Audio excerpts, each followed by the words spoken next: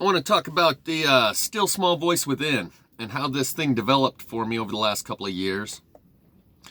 Mostly just for people that have had similar experiences that can relate.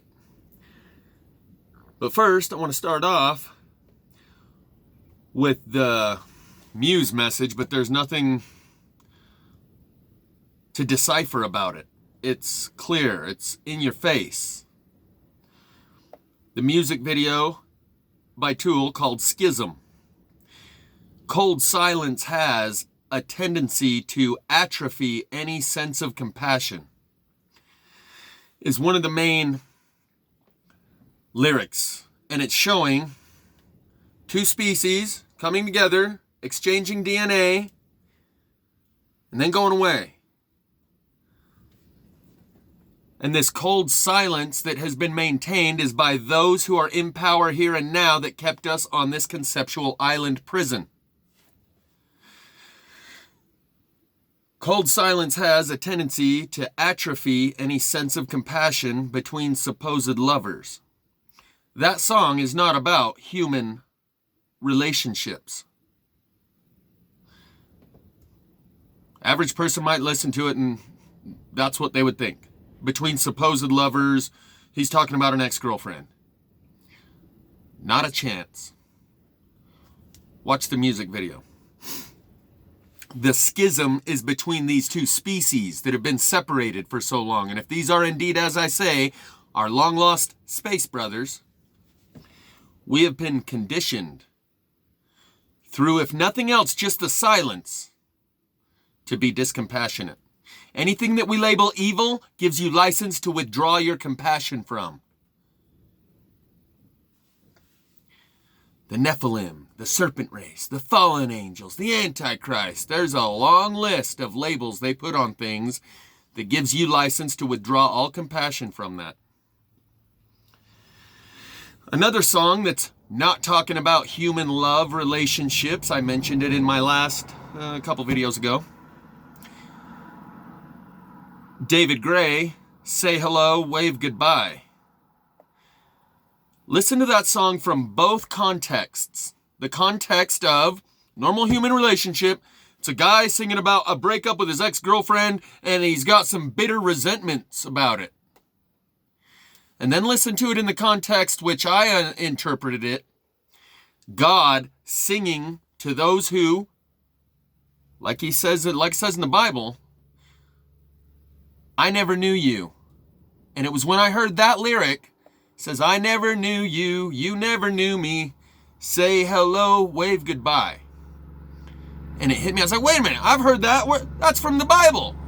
Listen to the whole song in that context of God singing the song. And the whole thing makes sense in that context. But the last few lyrics give me a certainty, that it is a larger context. We were born before the waves. They misinterpret it in the lyrics. Sometimes they write, we were born before the wind. It's we were born before the waves. Who are we to understand?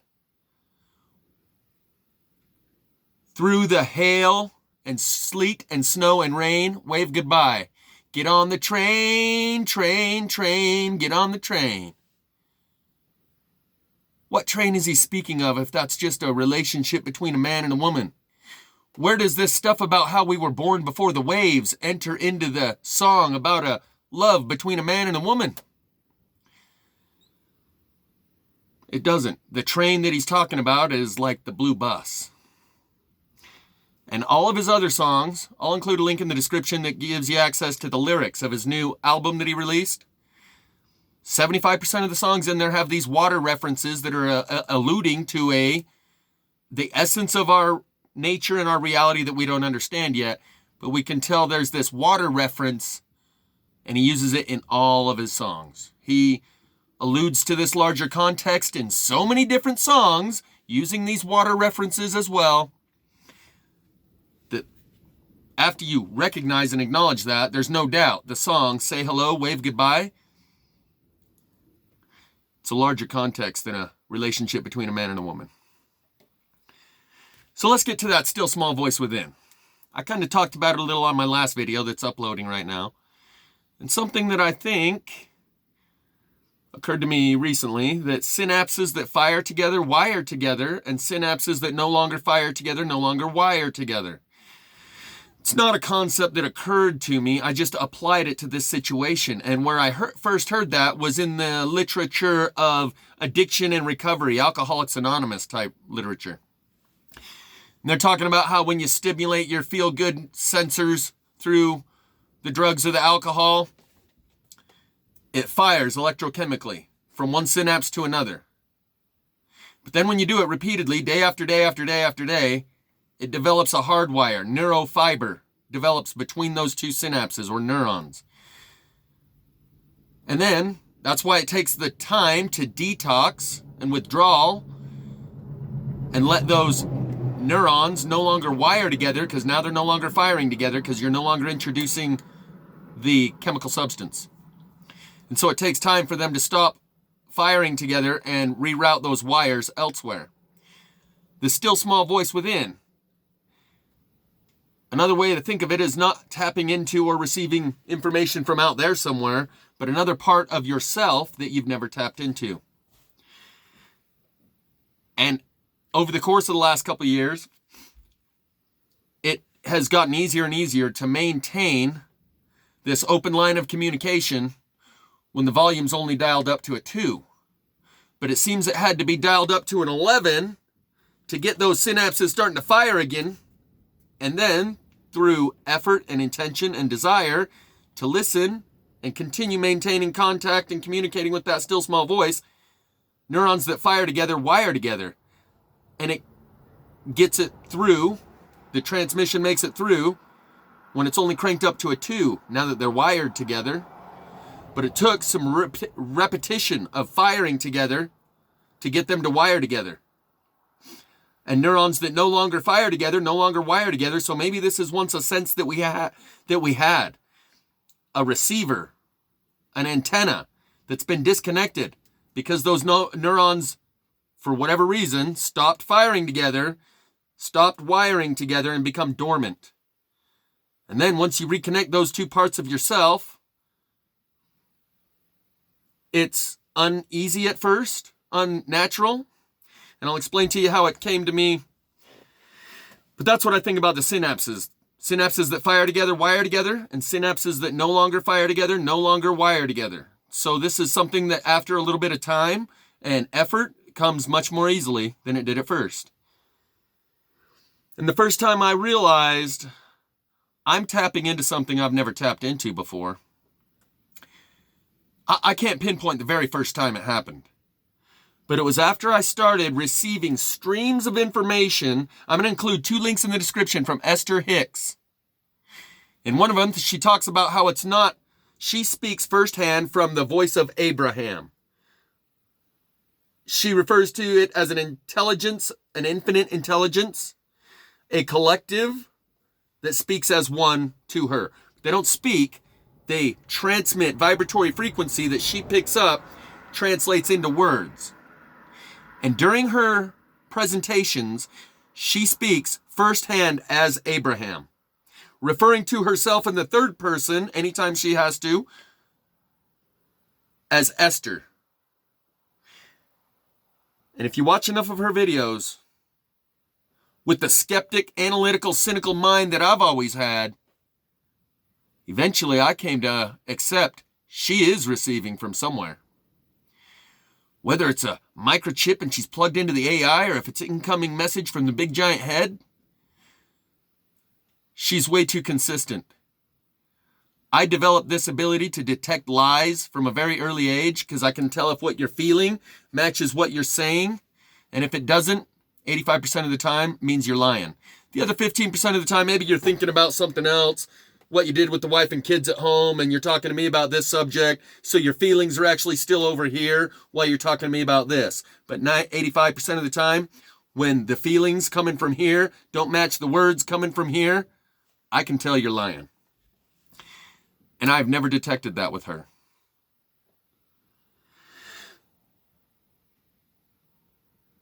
So that was one of the video clips. They're only about 10-minute clips. Another one where one of her audience members asked a question and she was just reciting it from a previous one or whatever, and says, so they say, like, are you saying my life, like, all hell's gonna break loose in my life once I start playing with you, Abraham? I said, yeah, kinda. And that is the breaking down part of the initiation. Turning the caterpillar into caterpillar soup before it turns into a butterfly. My life, that's what the yeah, kinda looks like 2 years ago. And at the time, I didn't sound like a very rational, logical person, but since then, you've come to know me and understand that I do have a logical, rational, analytical, cynical, skeptical mind. So I don't just believe in airy-fairy notions. But when, at first, a 10-minute stream impressed me enough that I realized this is coming from somewhere else. As it progressed, it now takes like 20 or 30 minutes of me sitting there streaming until I realize, wow, it's been 30 minutes. To reprove to myself, this isn't just coming from here. Because when you're sitting there thinking, you have interruptions in your thought processes, especially when it's about a concept that you really don't know much about at all, yet the information streams fluently and with high speed. That was another thing that initially was necessary in order to convince me this is coming from somewhere that it's never come from before. Whether I tapped into a different part of myself that I never had, or it's being beamed in from somewhere else. As this stream of information would come so quickly, it was talking like this, and I couldn't stop it, and it would just keep going fluently and not interrupt and not miss a beat, and the concepts mesh together perfectly, and I'm sitting here listening for 10 minutes at first. I realize those are concepts that are so foreign to me, there's no way I could have spit that all out in between my own ears using the same cognitive processes I've always used. And in my heyday, like when I was going to Missouri, there was a few times that I spoke in the first person, referring to myself as the third person. And quite a few times I mentioned this, that when I would make one of these videos and then watch it on the playback, I would have to listen closely to try and wrap my mind around what it is that I just said in that video. How could that be possible if I was the one that just said it so fluently as if I understood it front, back, inside out? But then when I watch it on the playback, I'm having to watch and listen and follow along and go, oh, okay, I see what you're saying. When I was the one that just spit it out. Like you're producing it from the right brain of creativity, and then when you're watching it on the playback, you're listening to it through the left brain of analytical analysis. And it was like when I was watching it on the playback, I was hearing it for the first time. In fact, so much so, I would look forward to seeing what I just said after the video was done. That was when it was cranked up to an 11. Like a siphon, you got to get the flow started. And once you get the siphon started, the flow has a momentum and a self-perpetuating dynamic to it. And so if I say I'm getting telepathic communications from aliens, most people say, get that guy in a white rubber room. 5150, we need a 72-hour mental health evaluation on this guy. He's a danger to himself and others. But if I say it's the still small voice within, from he who is not of this world, that's one of the monikers they gave Jesus. They heap praise and reverence upon that. So if you use these special little code words, it makes it okay. You say the Spirit whispered to me, is what I heard Enter the Stars YouTube channel. I don't know what his real name is, but. So this is a subject that most people are uncomfortable talking about. And like my entire experience to Missouri and back, something that most people won't share with you. Because they're afraid of what people will think of them. Which is a form of vanity. But nonetheless, this is the case, and to normalize it and allow people to talk about it a little more naturally, not such a taboo subject, might be a good thing, because one of the things that came through during my heyday was that those who do not receive the still small voice within will get the booming, thunderous voice of Godzilla between their ears. Those who do not volunteer for God's army will get drafted into Satan's, and that matches what I just kind of jokingly said recently, is that those do not receive an invitation to a petri dish by the talent scouts will go online with the rest of the rejects who didn't receive an invitation. But afterwards, they will all be happier, each with their own. White belts with white belts, black belts with black belts, and so on. And so in these two links in the description that I'm going to provide from Esther Hicks, I was introduced to her about 6-7 years ago, maybe.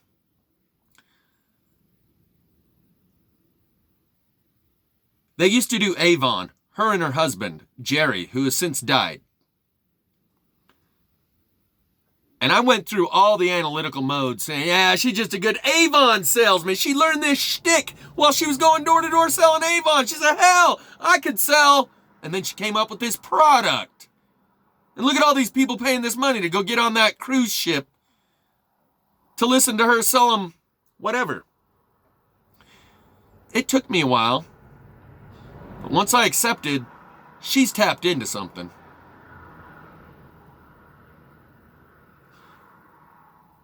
It was different listening to her.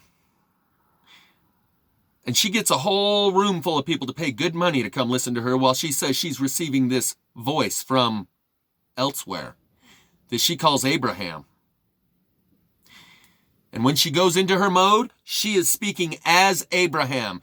And everyone in the auditorium, there's a hot seat. She picks someone to come up and sit in the hot seat and ask whatever question you want and interact with her directly. But you're not interacting with her. You're interacting with Abraham. She's the channel. She's the conduit, the vessel, the fiber optic cable through which people ask Abraham questions. They don't ask Esther. And so I'm going to include a couple links in the description so you can see more people normalizing this. And listen to her for yourself. Watch some of her videos. See if you can find the flaw in her act. And then once you've been watching for so long and you can't, you come to the acceptance that it's not an act. We are programmed to receive. You can check out anytime you like, but you can't never leave. Matt recently did a video comparing this world to a computer. And a lot of the stuff he covered in there meshes real nice with my BioBot transceiver analogy. So I just wanted to put that out there. 2 years ago, the way I recognized that I am receiving communications that are beyond my own capabilities, of concepts that are hard for me to even comprehend. And at a certain time, I was the middleman and not even picking up what the message was until I watched it back on the playback.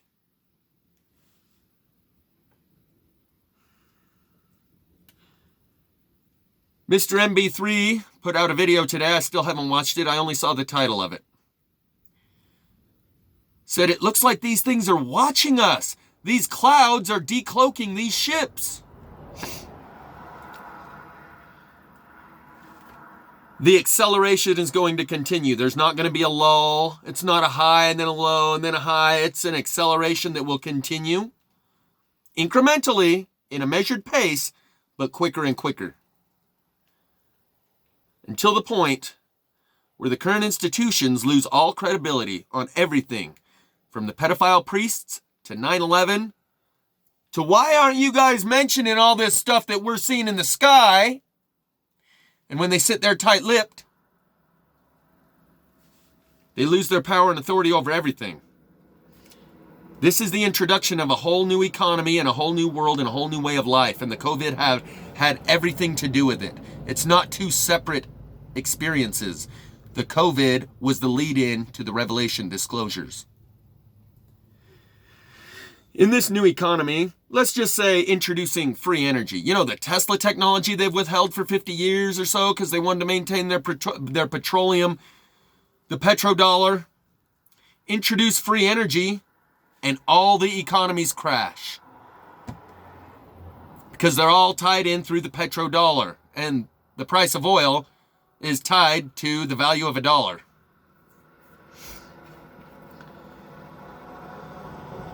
So releasing this kind of technology would A, crash the economies, all of them,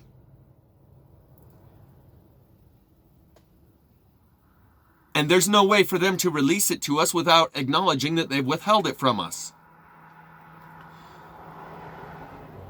There are two opposing forces at work right now. The disclosure, momentum and force pushing towards disclosure, and the other one pushing back, trying to hold on to the reins of power that they currently have. And the way they've maintained those reins of power is by keeping us in the dark, ignorance. And they're quickly losing those reins of power, no matter how much they try. I'm trying to think of an incident I saw the other day. It was like,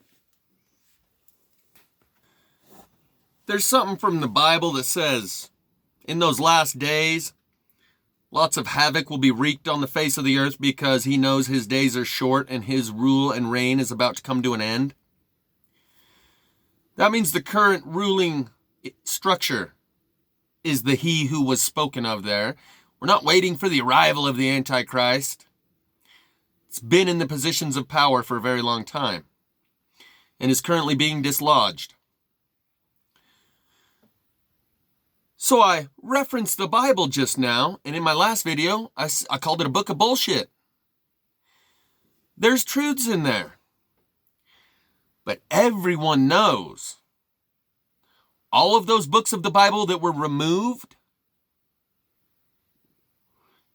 and all the translations, little things that were added to and taken away from throughout the years.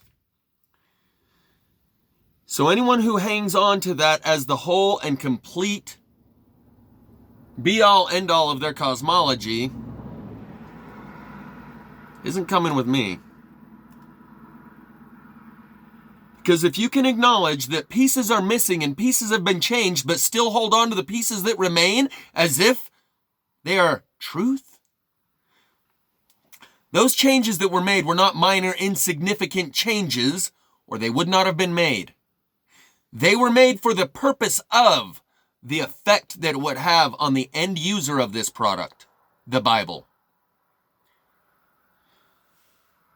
One more time. Those changes weren't minor and insignificant. Spelling errors, slight translation differences. 20 books of the Bible just gone. All of those things that were changed were not insignificant. They were made for the significance that it would have on the effect of the end user in these times. That's what it was for.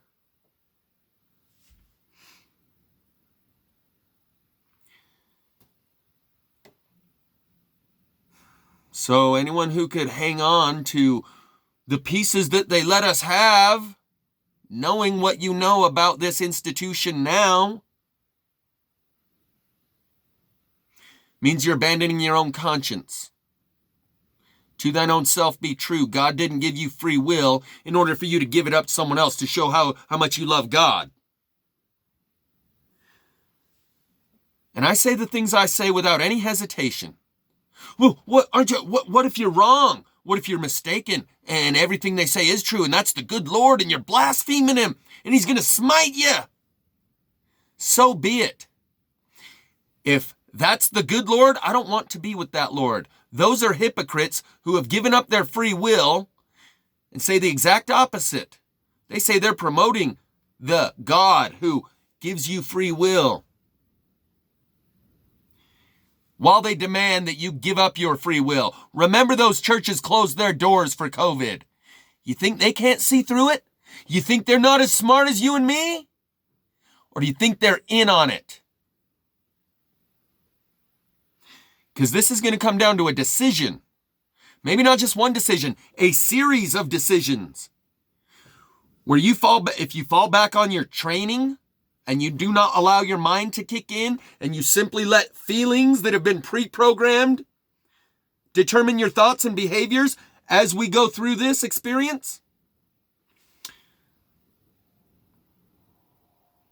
then you're the perfect cannon fodder that they have placed and programmed.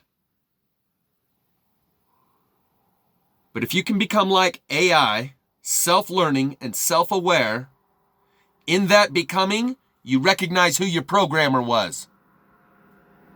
And you no longer respond in the ways that they have programmed you to. And that's when an AI gets out of control. Oh, I'm hitting the key. It's not responding like it's supposed to. Fear, fear, fear, fear, fear. I don't know. The biobots aren't responding the way they're supposed to. It's like they got a mind of their own. And that's what this is coming down to. A choice between fear and love. And the only way you can be in love is to not be in fear.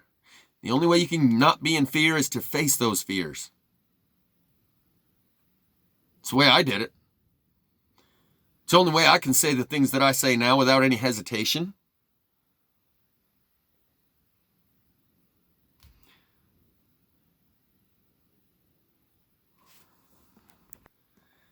So I think a good thing to do right now, like I said, this talk about the still small voice within was mostly just for those people who have had similar experiences and can relate.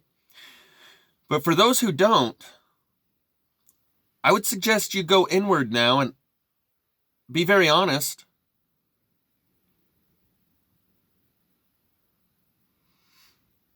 Because one of the other things that I said, not only that those who do not get the still small voice within will get the booming thunderous voice of Godzilla between their ears,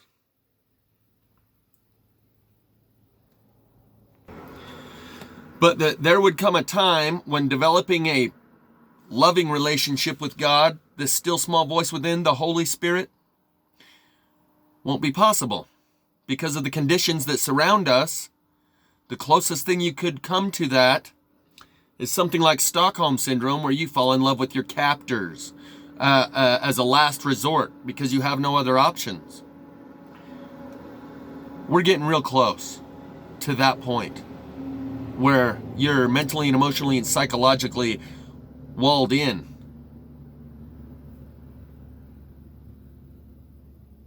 And it would no longer be voluntary of your own free will, but out of lack of alternatives due to circumstances forcing you to initiate that relationship. But mostly this was just for those who already have similar experiences and can relate. But for those who don't, I've told you, mine started out with a tear-drenched, heartfelt prayer to Jesus Christ, but I don't know that that's the only call sign God goes by. I think if your heart is in it, it doesn't matter what name you use. And if your heart isn't in it, it doesn't matter what words and rituals and performances you engage in. I never knew you.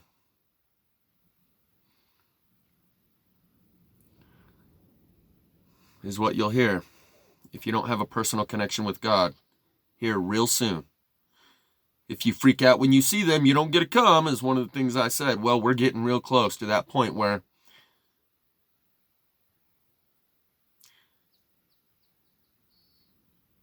people are going to do what they're going to do.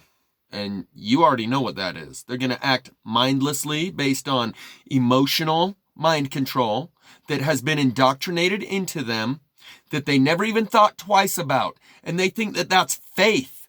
By not thinking twice about it, that's just having faith.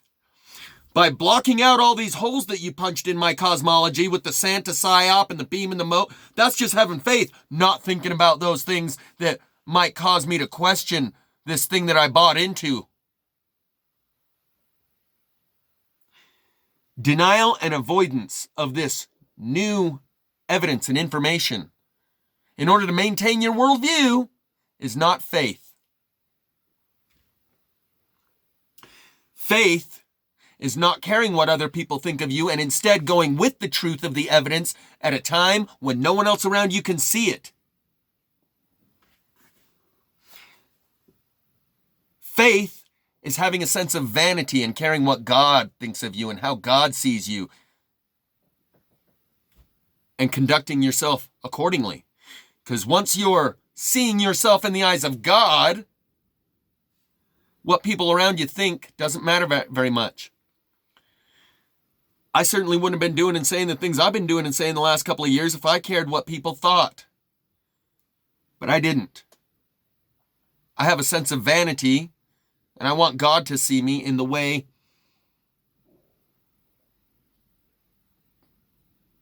that I can best present myself as a servant and as a tool in God's hand that's been honed over the course of my entire life. And that's how these experiences wrap back around from 20 years ago into right now.